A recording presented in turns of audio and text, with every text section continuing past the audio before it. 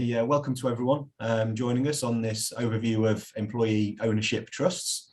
It's a pretty hot topic, I think, out there in the marketplace at the moment. So we're obviously very pleased to be able to bring you a bit of insight on this subject this morning, and particularly pleased to be joined by some great panelists this morning as well. So we've got Oliver Smith joining us from the Employee Ownership Association. We've got Stephen Charles, who is the tax partner over here at Horsons, and we'll bring some tax expertise, hopefully, to some of the questions that may get raised along the way. And also Carl Wootton, very grateful for him joining us this morning from Essential Recruitment, a business that went through the transition to employee ownership just before Christmas. So again, some great insight that he'll be able to bring to any questions that people may have. So without further ado, I'd like to hand over to Oliver Smith. And in fact, actually, just before I do that, one thing I will just say in terms of a little bit of housekeeping, please do fire through as many questions as you can during the presentation aspects of this morning. We expect that'll take us through to about sort of 9:30, something like that. So we'll try and leave plenty of time to pick up on those questions. But just specifically, there is a chat function, but also there's the Q&A function. So hopefully you can all see where the Q&A function is in particular. That's where I'd ask you to just post your questions this morning so that I can pick them up and pose them to the panel in due course. And with that, over to you, Oliver. Thank you. Thanks, Pete. And thanks to Pete and the team at Horsons for the invitation to speak this morning. It's an indication of the growth of EOTs in the UK at the moment and over the past few years. Just to very briefly explain what the EOA is and does. So we are the Employee Ownership Association.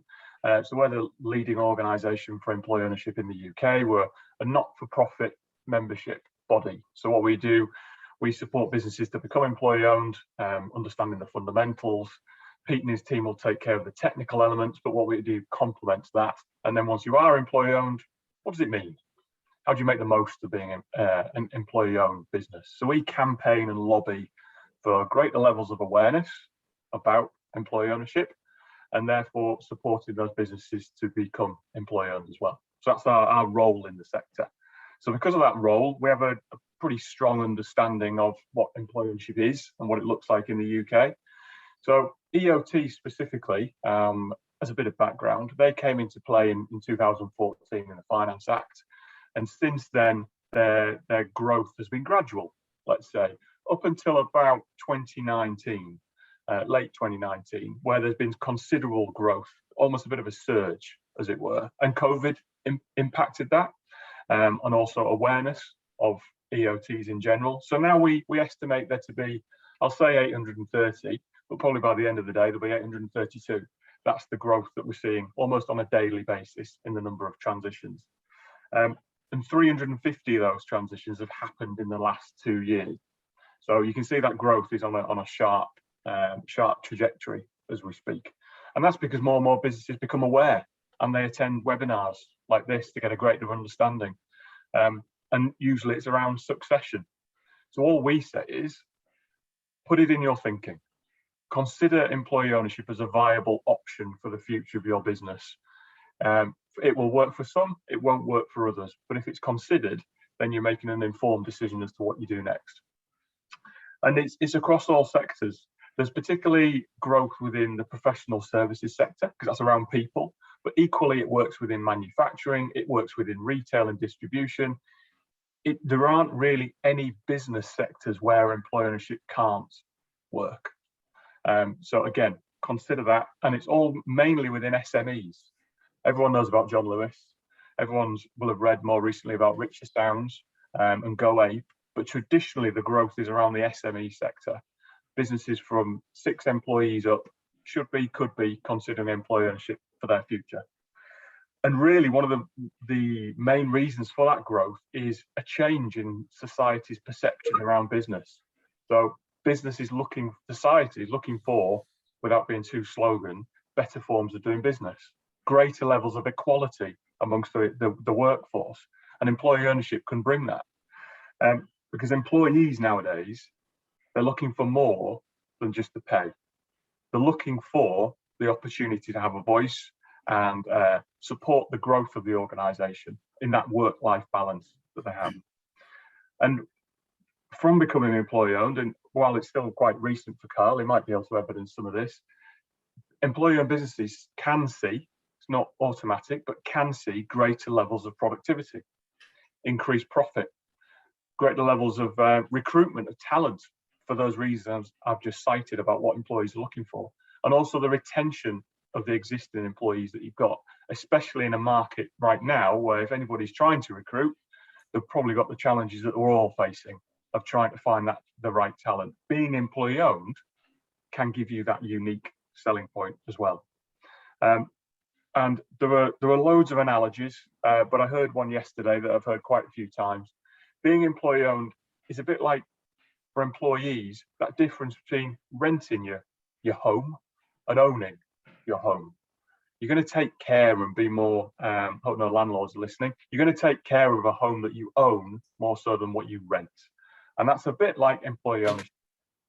If you've got a stake in the business, you're an employee owner, you're going to go that extra mile. And there are so many stories where businesses where employees have recognized the value of employee ownership and gone that extra mile for the business performance, but also because they wanted to, because they felt that sense of ownership. And that needs to be worked on. It's a cultural shift for some organizations, but it's definitely possible.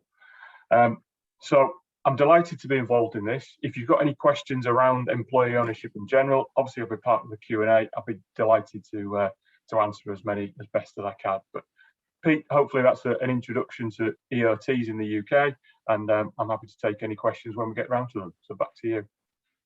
That's great. Many thanks, Oliver, just for that oversight and introduction. Very useful.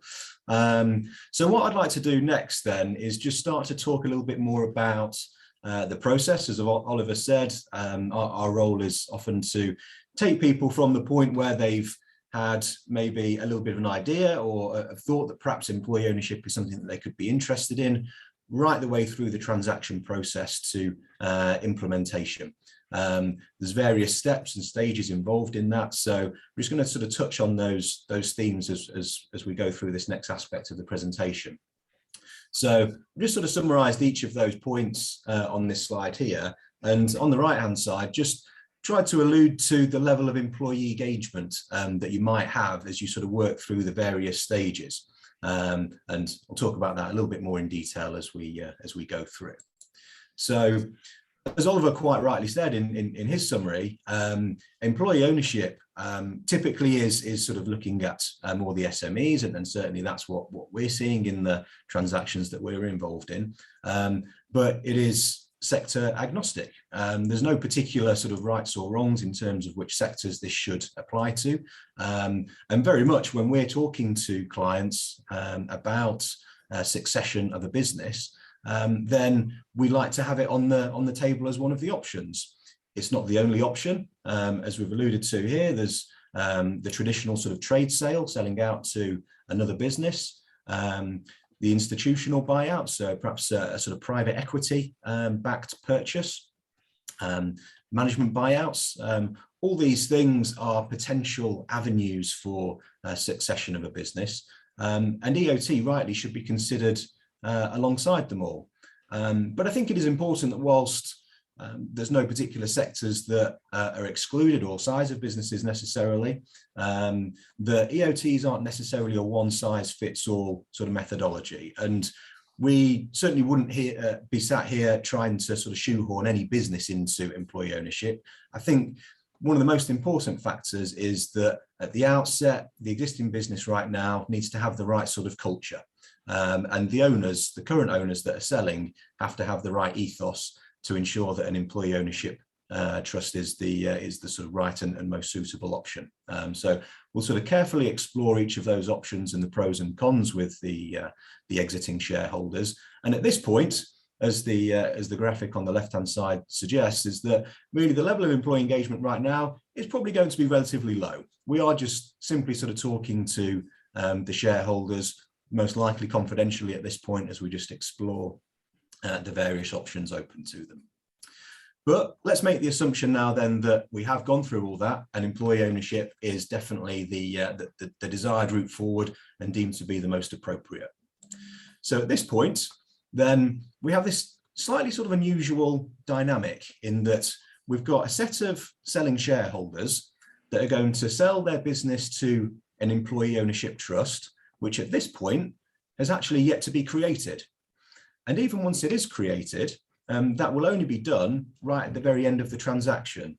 So unlike most other sort of forms of sale or purchase, where you have sort of two competing sides to the negotiations, a buyer and a seller, we don't have that natural sort of tension that exists within those negotiations.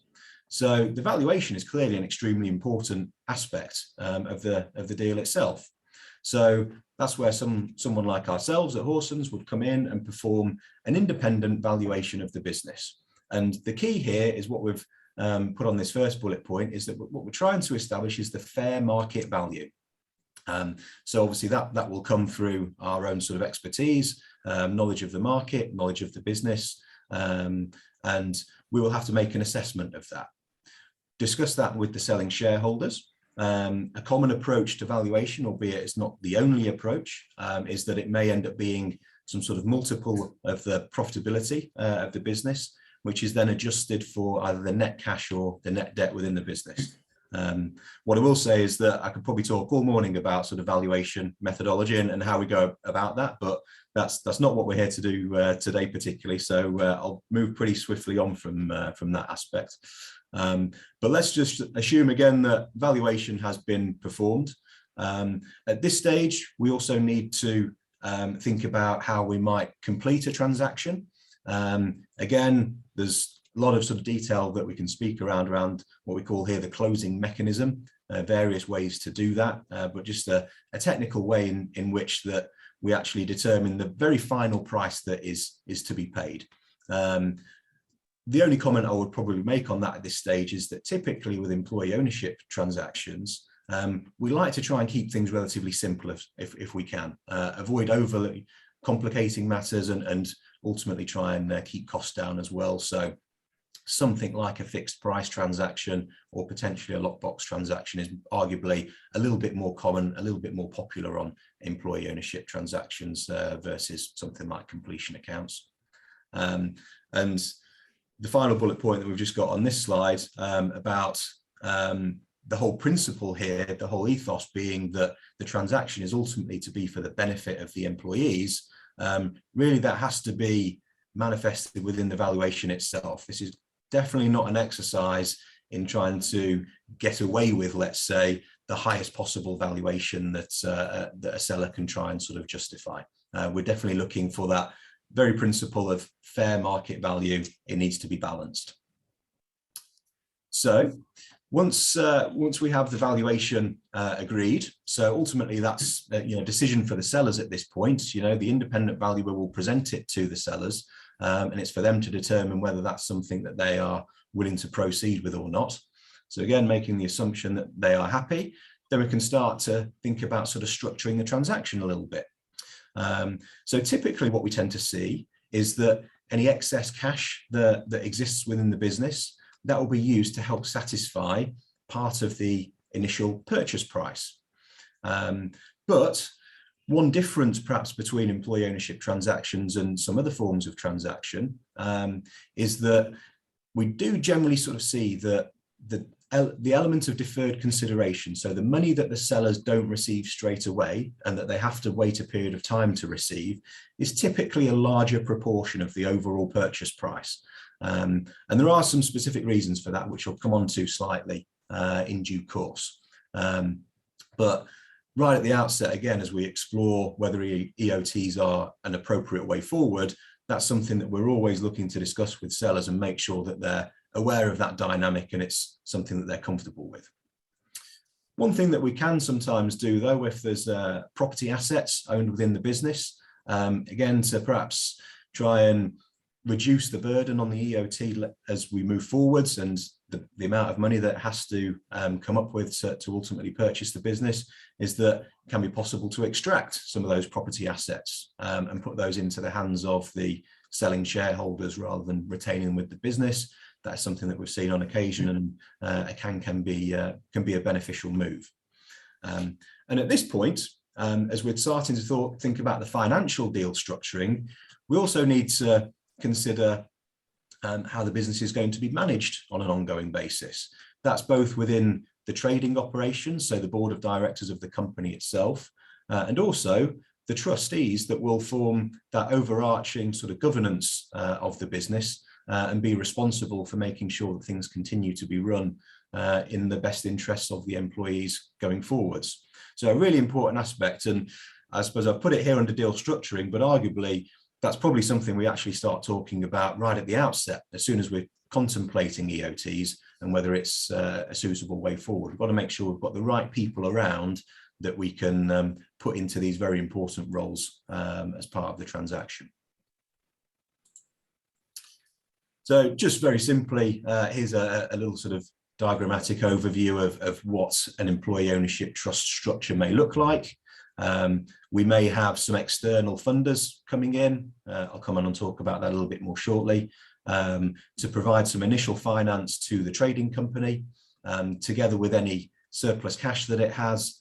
That will facilitate an initial contribution through to the employee ownership trust, which it will then use to make the purchase from the exiting shareholders.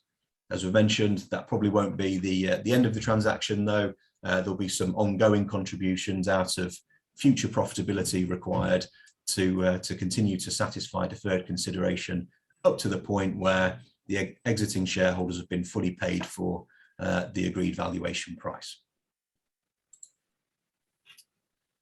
Now, one I suppose beneficial thing around an employee ownership trust, unlike potentially some other forms of transaction, is that we get the benefit of having the opportunity to go through an advanced tax clearance process with HMRC.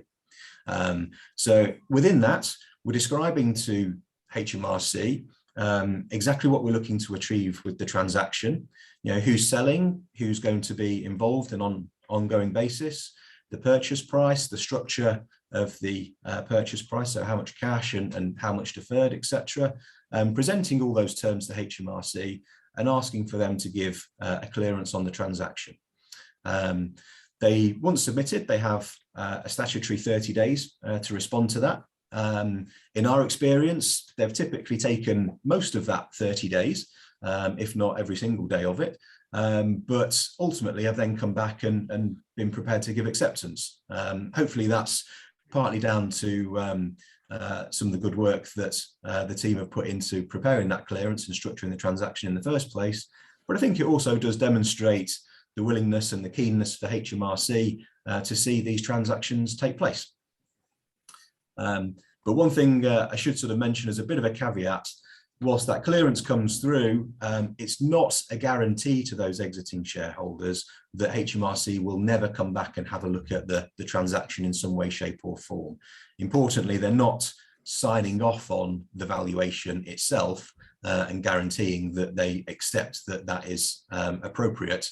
But hopefully with a clearance in place, they would find it a little bit more challenging to come and do that in the future.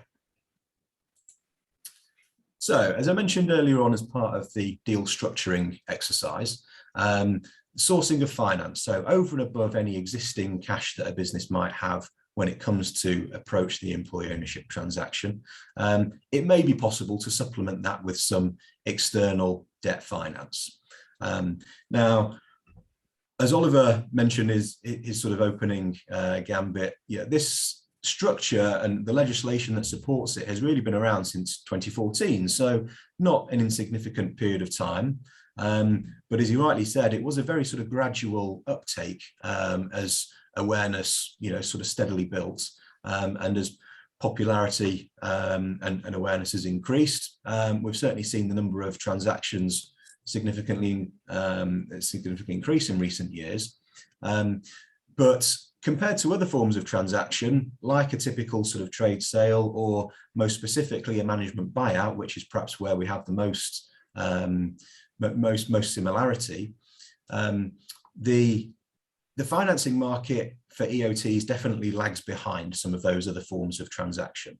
It's not to say that raising finance can't be done, but in our experience, we think there probably are still fewer players. Some people are still, some finance houses are still sort of getting used to the concept a little bit. And where they are prepared to offer terms on an EOT transaction, sometimes they're not quite as generous. They may not be prepared to lend quite so much to a business going through this type of transaction. But that's not to say, as I said, that it's impossible. Certainly, we've done transactions where finance has been able to be raised to supplement that initial payment to the shareholders. But be aware, obviously, that if we do go and raise finance to put some increased funds into the shareholders on day one, that will ultimately mean that the deferred consideration will naturally have to rank behind what any funders are putting into the deal at the outset. And it could well mean that the deferred consideration is going to have to be over a much longer period to ensure that the external finance repayments can be prioritised.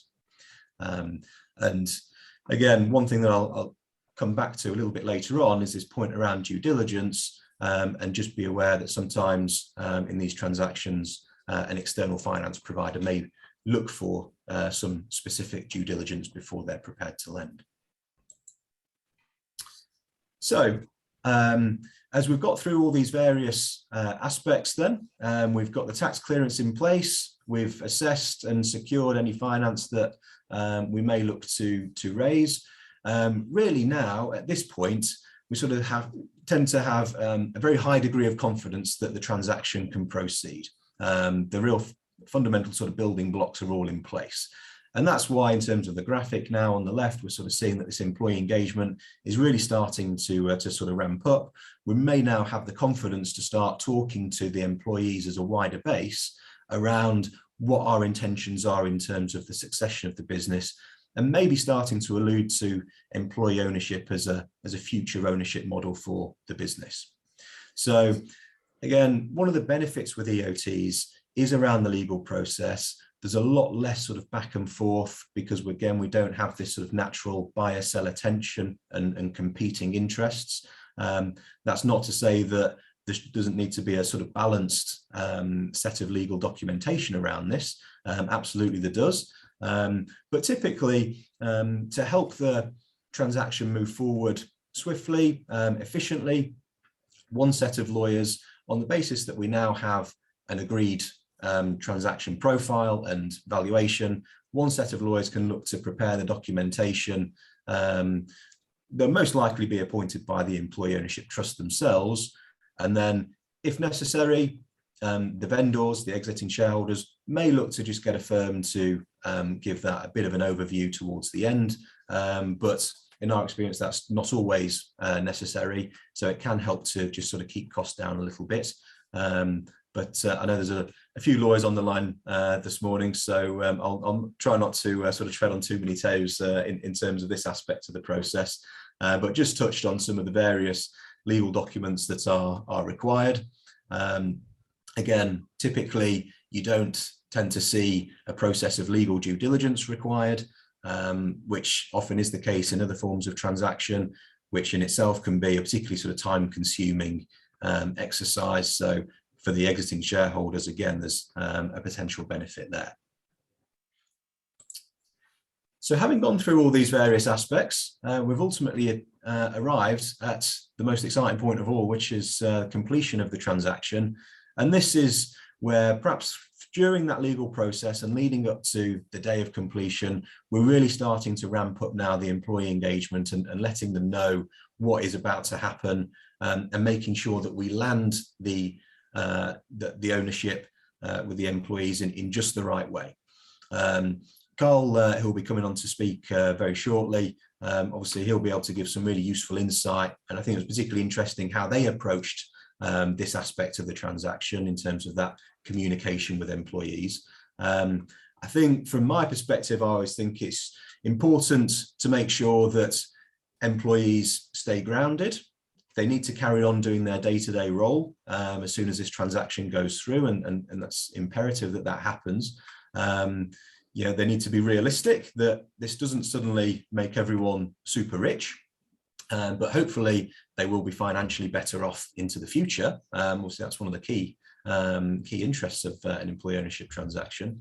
But at the same time, we don't want to be too downbeat about it all. This should be an exciting time, and we want to make sure that the employees really do understand the benefits that are going to come from this, and excited about the future, which will hopefully give them some renewed sort of vigor and energy in terms of the functions that they do day to day for the business. I've just mentioned there that one thing that we've seen that seems to work particularly well is perhaps having some sort of company-wide event to announce it either at the day of completion or very shortly after, which can facilitate, a forum for Q&A and making sure that the benefits of the transaction are delivered and communicated in just the right way, and everyone gets a common message around it. So I've touched on a few benefits as we've kind of gone through here, but just to briefly sort of recap on some of these things. Succession, obviously for an SME business owner, typically this may be something that they've lived and breathed for a very long period of time. The culture of the business can be very important to them. They want to feel in control of the process and be confident that what they have built up over many years is going to be continued in the way that they have created it. And I think an EOT transaction probably does that and helps to secure that future more so than any other form of transaction. We've touched on the fact that due diligence is typically much more limited in these types of transactions, but if we do go and look to raise some external finance, then just be aware that it's quite possible that that external finance provider may require some due diligence of their own, albeit there won't be the usual sort of buyer due diligence that we would typically see on other forms of transaction.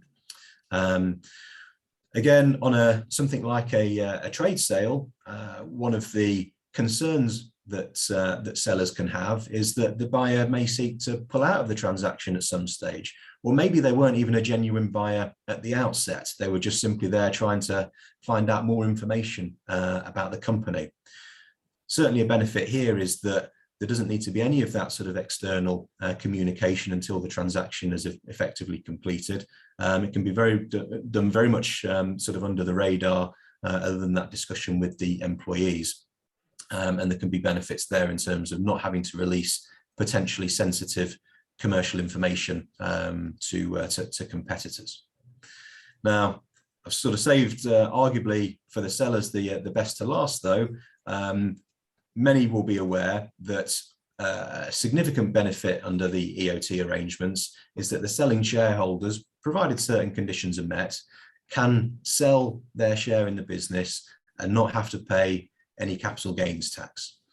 So a really significant incentive, particularly on the back of things like entrepreneurs relief or business asset disposal relief, as it's now called, being reduced in recent years, concerns around capital gains tax increasing. I think this is probably one thing that is helping to increase the popularity and certainly increase the awareness and people's interest in these types of transactions. But probably one of the reasons why I have left that until last is that we would never want that to be the key sort of driver for one of these transactions. Yes, it's very beneficial and interesting to people, but it shouldn't be the sole reason why a seller is looking to go through an employee ownership transaction. In terms of the employees, obviously we expect that they would have a much clearer voice within the company now, opportunity to have more of a say-so in terms of how the business is run. Going back to this point around employee sort of governance and how the business is to be run on an ongoing basis, there are different structures that can be put in place. Some businesses choose to have some things called employee councils that sit alongside the board of directors that can ensure that there is a clear channel for communication from the wider employee base and to make sure that their voice is being heard. As we say, ultimately, an EOT is intended to be for the benefit of the employees overall. So that's certainly a key benefit. Equally, there are a few sort of tax benefits for employees. Again, many of you may have heard that annual bonuses of up to £3,600 can be paid to employees each year. Do be aware that there's still national insurance to pay on those, so it's income tax free, but that doesn't exempt the national insurance. And one question that sometimes comes up is that, do they have to be equal between all employees? They don't, but an employee ownership transaction is really about benefiting the employees as a whole. So there are some very sort of limited, specific ways in which those bonuses can be directed and so that it's not on an equal basis. I've just summarised here saying that 3 ways really is remuneration, length of service, or based on the number of hours worked. Finally, then, for the company, in terms of the benefits, as we've said, really, this is very much a cultural aspect. You know, if a business has a good, strong culture, one of the concerns around a change of ownership can often be any alterations to that culture.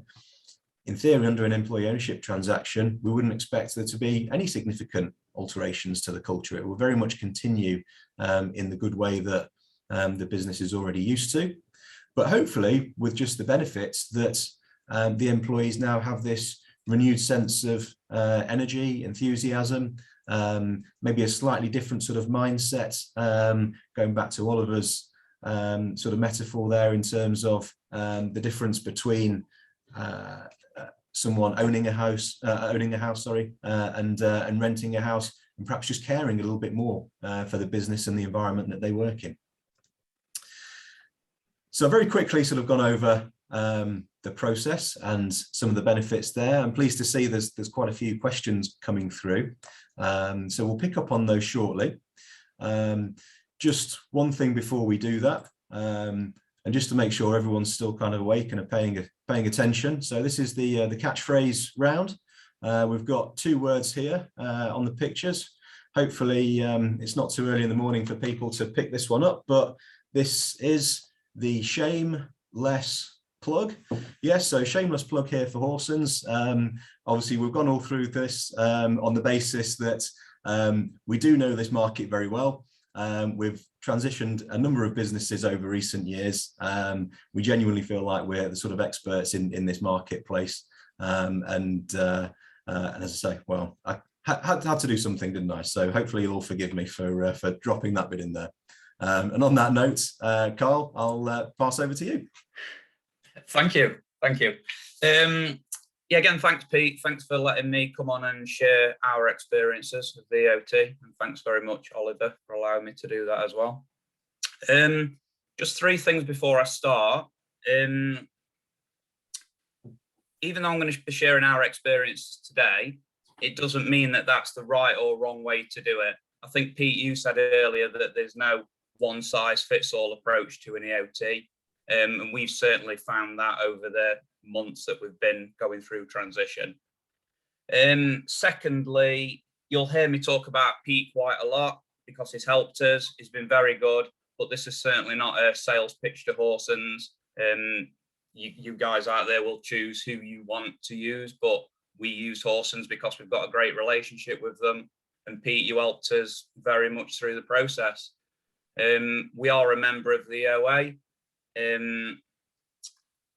Very good value for money, Oliver, your organisation. We've had some great literature. We've used that literature to help with our communications, and we found it really good value for money. Thirdly, you'll often see me looking down at my notes. I've got no fancy slides. I tend to use notes, so if I keep looking down to my left, it's those that I'm following. So just before I start talking about our experiences, I'd like just to talk about the journey of essential recruitment into EOT. As the slide suggests, my name's Carl Wootton. I'm the finance director here at Essential Recruitment and ex-shareholder. The company was founded in 2006 by Gary Wilson. He was sole shareholder at the time. Fast forward 10 years, he's grown the company to a £20 million turnover organically. So we've been through no acquisitions. which we're quite proud of. And Gary decided to do an MBO in 2016, which Pete helped us with, bringing on 5 different shareholders, me being one of them. Again, fast forward another 5 years, we've grown the company even further. We send out around 1,500 temporary workers across East Midlands and Yorkshire. Our furthest branch north is Barnsley, and our furthest branch south is Burton. So we've got about 1,500 temporary workers, making up 95% of our business, and the other 5% is made up from permanent placements. We're hoping that as the economy changes, that 5% will become greater over time as businesses become more confident. So in 2021, last year, around July, Gary decided to retire from the business, and that obviously opened up quite a lot of opportunities to the other shareholders. And it's quite funny because in that same week, Pete and our bank manager both rang me to discuss EOTs, and I think that was unprompted, which was just fate, I believe. So we had a number of options open to us. I guess option 1 was to do a second management buyout, so we could have bought Gary's 25% in the business. That was quite attractive to us at the time.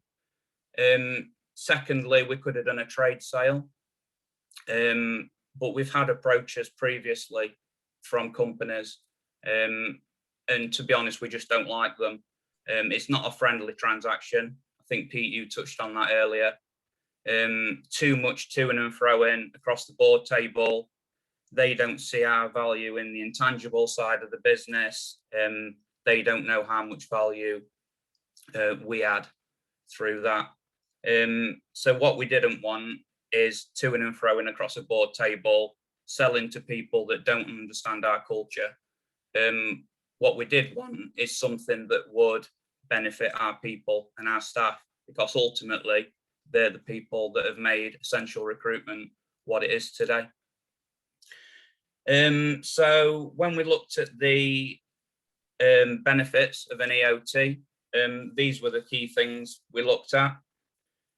We felt we could pass the equity to the staff without them having any personal financial loss. So they weren't expected to put their hands in the pockets to find a penny of the money. We've got a very close relationship with our senior management team, and I feel like that's very important in an EOT. So if you've got a close culture and you're all aligned, that's very important, because if you're not, you're just going to be pulling in 2 different directions, and the succession plan probably just won't work. Thirdly, we've got quite a young workforce, and I'm not being ageist there, but you can imagine if you've got a workforce all in the 60s, where is your succession plan? Because by the time you want to exit, those people also probably want to exit as well. So your succession plan would be for new people coming into the business rather than the ones that have helped build it.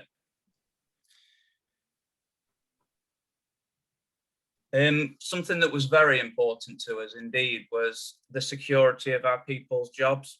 If we did a trade sale, I couldn't look at these people in the eye and hand on heart say that you're going to be kept in a job permanently, because if I sell the business, I don't know the people that are coming in, if they want to keep our staff or bring in their own. And that's something, to be honest, that would have absolutely crippled us. You know, we sell a business and the culture and the people disappear. That's not what we wanted.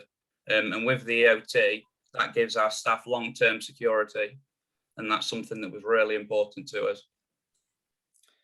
I've already touched on that it's a friendly transaction. There's no back and forward over the board table. It's something that Pete mentioned earlier. And I think it's something that other companies that have transitioned try not to touch on, but it is the tax-free element. So I think there's quite a lot of embarrassment around the fact that, you know, you're selling a business and you're not paying a penny of tax. Well, for us, we'd got one eye on that all the time. The main focus was always the staff, but we can't look beyond the fact that it's a tax-free transaction.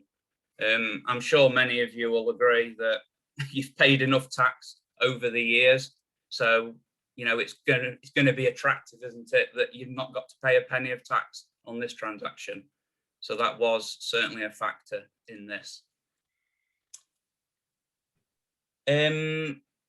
Staff engagement, very, very important. We have found that over the last couple of months, staff are more enthused. They're more excited about working for Essential Recruitment. They are certainly more engaged on the numbers. So I produce accounts every month, and there's probably 2 or 3 people that look at them usually. Now I've got 48 people that are interested in how much profit the business is making because it's their money. Really good analogy that Oliver used earlier. It's like they own the house now and they don't rent it. Anything that sort of happens to that house is more of an interest to them. Something else that was important was the succession planning. So the analogy I use is that the directors of the company are almost like a cork in a champagne bottle. And Pete will have heard this analogy before, that until you take that cork out of the bottle, the bubbles in the bottle, who are the staff, they're not able to move around because the company just cannot get big enough to satisfy people's needs in the business. We've got a senior management team now that are very, very ambitious. And without doing the EOT, we just couldn't grow big enough to satisfy them. But now we've done that, they all can see where they're going. The directors have got a 5-year exit strategy, and we are currently passing on our knowledge to those people for them to take the business forward, which I personally love. We've managed to get some money out of the business. We get to keep our jobs for 5 years, and we get to pass on the knowledge that we've learned over those years and pass on the culture, which you can't do with anything else. So the EOT has been absolutely fantastic for us in that regard.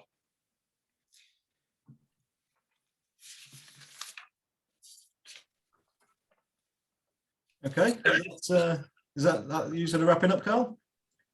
I've just got a couple more things. Sorry to stop you in full flow. Okay. Yeah, so just in terms of the communication, we've heard quite a lot of companies that just do an EOT and then communicate it to their staff when it's finished. What we wanted to do from the outset was we wanted to be fully transparent in our approach. I think that's really important.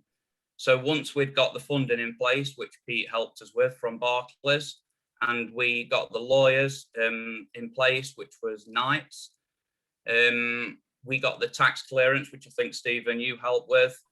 Once we've done the tax clearance and once we got the finance, we were able to start some of the communications, but not until that had been done, because what we didn't want is to promise the earth and then it fall flat on its face.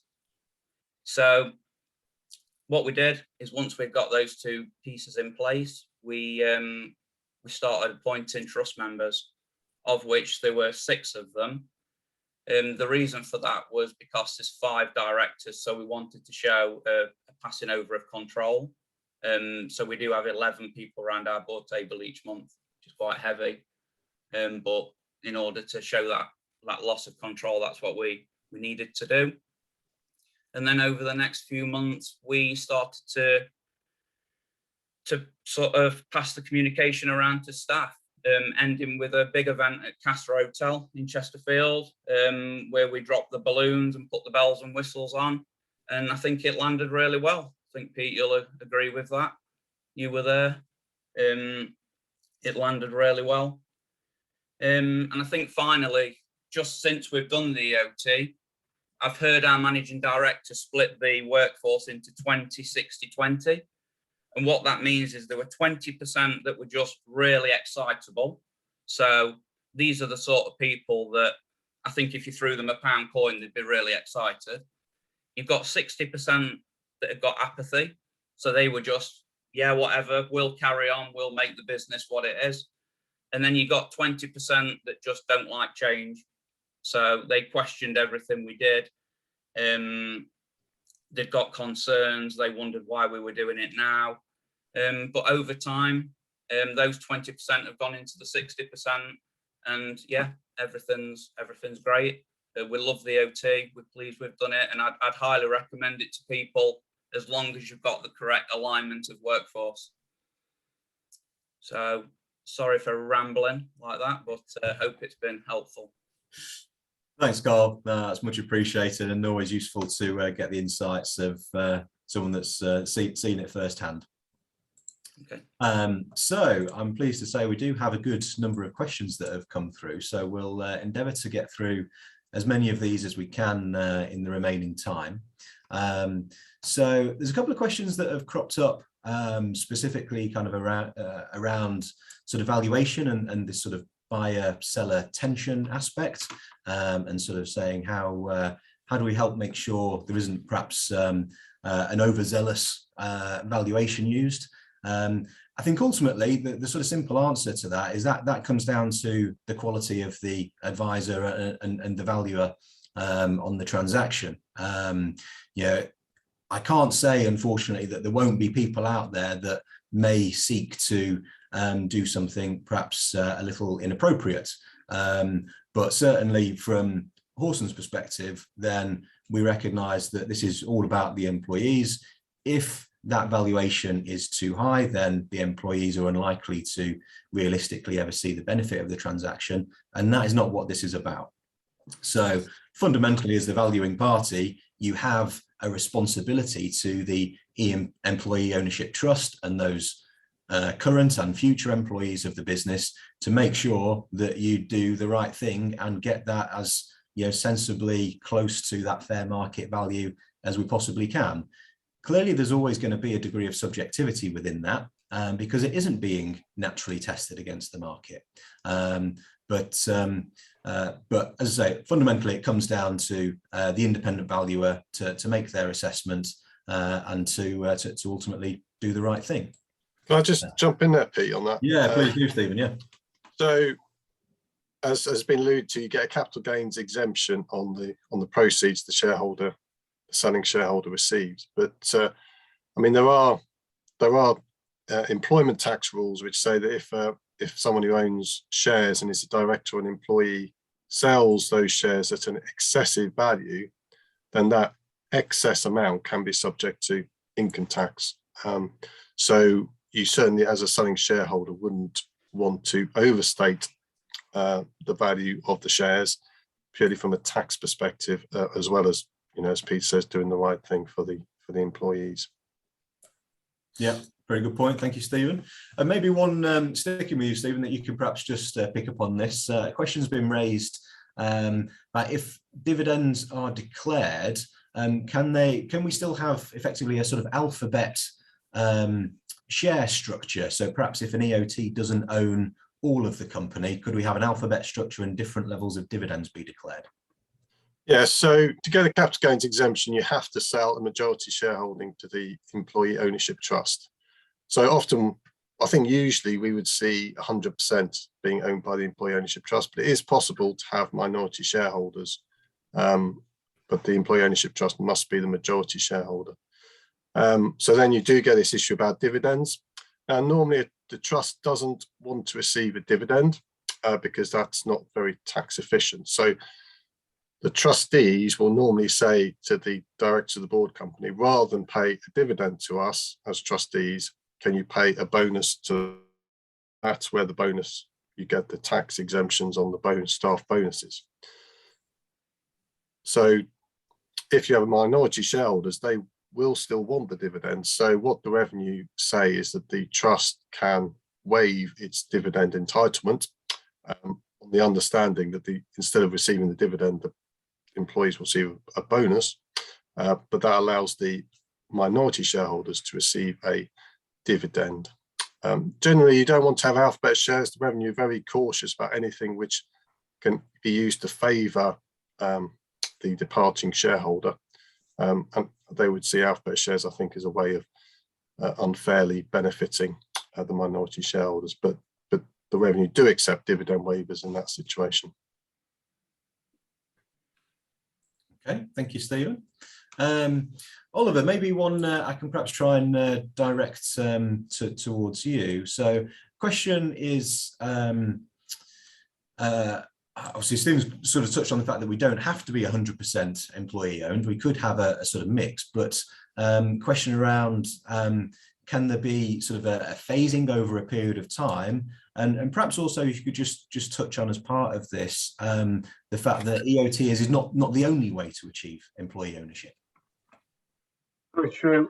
So to answer your first question, there's many businesses that they'll maybe create an employee ownership trust, therefore 51% or more of the shares, but then the business owners, the shareholders, may retain the remaining 49% or 40%, 30%, 20%, 10%, whatever they wish, that works for the right benefit for them, but also for the business, that makes it financially viable. So somebody's exit as a shareholder can be gradual over a period of years.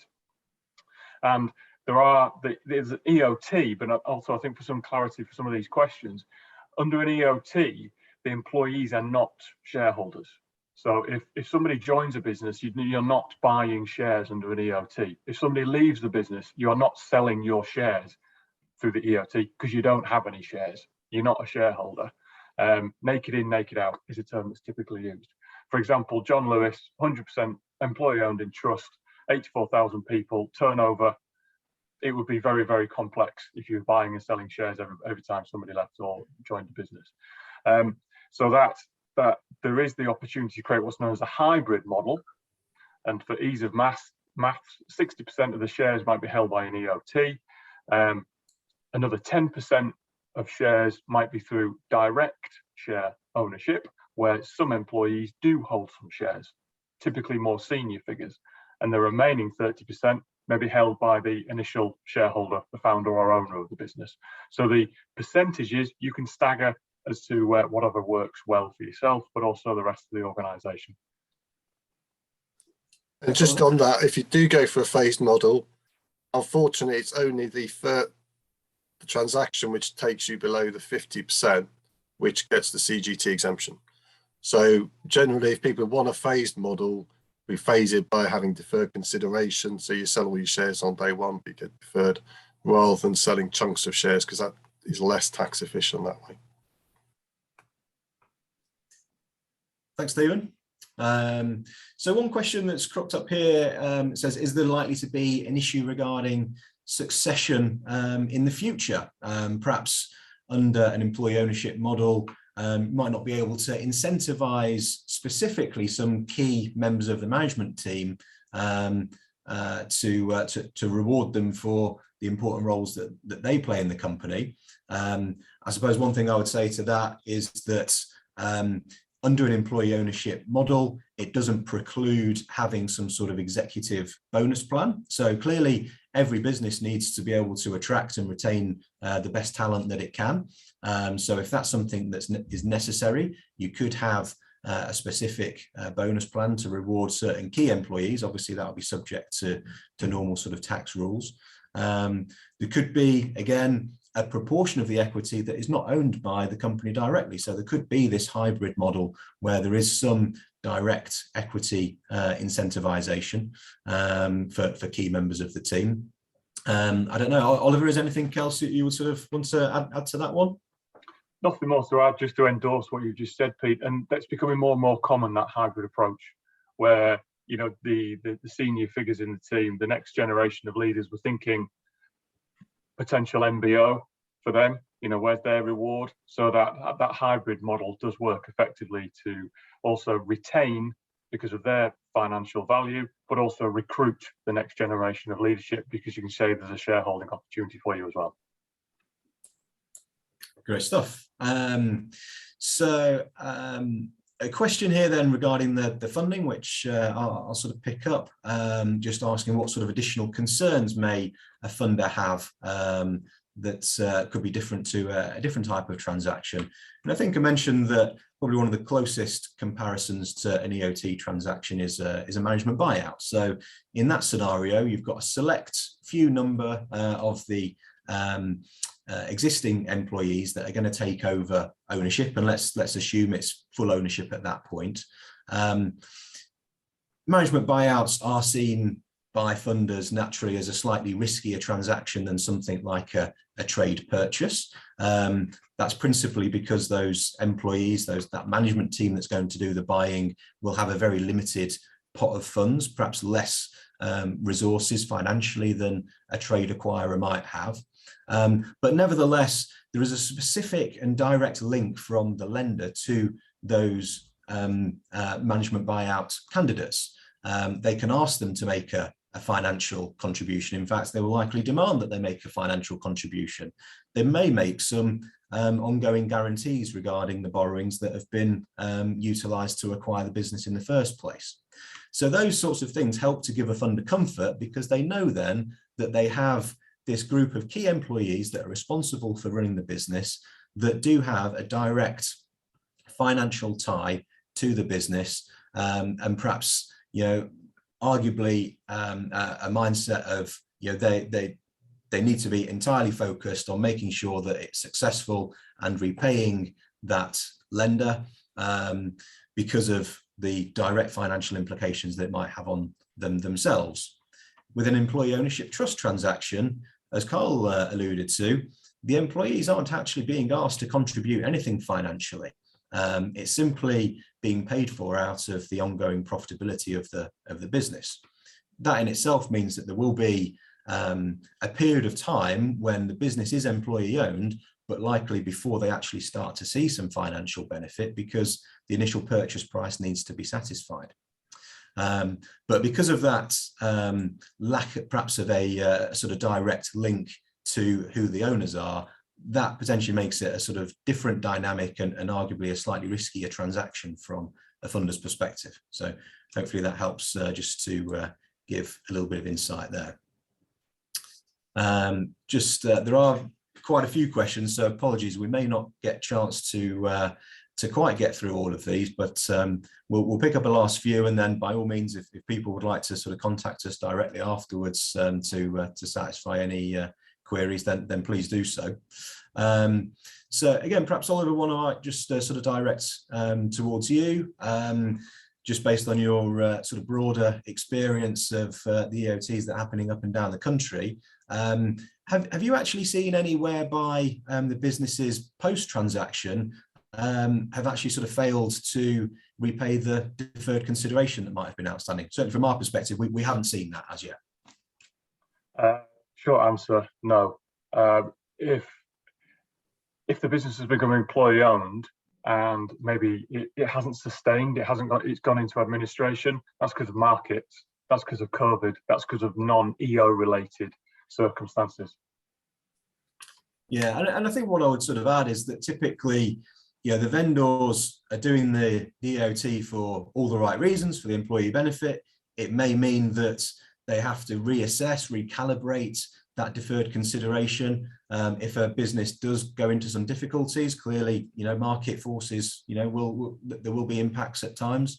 Then they may have to think we'll look to stretch out that deferred consideration over a longer period, ultimately to make sure that the business can be sustained. So, Carl, one question, I'm conscious I've not picked on you just yet, so try and make sure we get something over to you. Question has come in just regarding the sort of trustees on that employee ownership trust board. So can you just talk about how that sort of differs perhaps between the board of directors in the company and who you've got appointed to your board of trustees for the EOT? Yeah, I guess it's important to note that the board of directors is still making the decisions on behalf of the trading company. So we're still running the trading company just like we were previously. The board of trustees are there to represent the other people. So we have what's called a suggestion box where we like to give all our employees a voice. So at every board meeting, those suggestions are heard and they're given to us by the trustees. and then we'll make decisions on whether those suggestions should be carried forward or not. So the Board of Trustees are there simply as a voice of the people. And as far as we were concerned, we picked people that best represented the business in all areas, as I say, from Barnsley down to Burton. So we had a wide stretch. It certainly wasn't a popularity contest. And it's important to note as well that those trustees can be re-elected or new trustees brought on after every year in our case. And I think just just to expand on that as well, the ongoing directors of the trading company, they are ultimately responsible to those trustees, that board of trustees of the EOT. So that's where the EOT has ultimate overall sort of control, in that if they don't feel that the board of directors of the trading business are doing a sort of suitable job in the interests of the employees, then they have power to take action against the directors. Correct. So, we've gone from being the boss, if you like, from to working for the trustees. We're working on behalf of them. What they say goes. I guess you have to be used to losing that control. If you've owned a business for 20 years, you are relinquishing that control, and it's something that you do have to get used to, and it's not easy for everyone. Yeah, thanks, Carl. So I'm very conscious of the time here. I'm just going to try and squeeze in one last question, perhaps to direct over to you, Stephen, that's just coming towards the end. Regarding the deferred payments to the exiting owners, are they offset against corporation tax in future years? Yeah, so the way it works is normally the trading company either borrows the money or generates the profit to generate the cash, and then that makes contributions to the trust, so the trust can pay the departing shareholders their deferred consideration. Unfortunately, those contributions from the company to the trust are not tax deductible, so that is a potential downside, but yeah, that's the case, I'm afraid. Okay, thanks for clarifying that. So on the basis that we've just gone beyond 10 o'clock, I'll sort of wrap things up here. Again, thank you to everyone that sort of joined me on the panel this morning. Hopefully people have found it informative and useful. Thank you also to Amy, that's hiding behind the Horson's screen, for coordinating everything, not just today, but in the run up to this event. So thank you very much for joining us, and please do feel free to get in touch if you have any specific queries.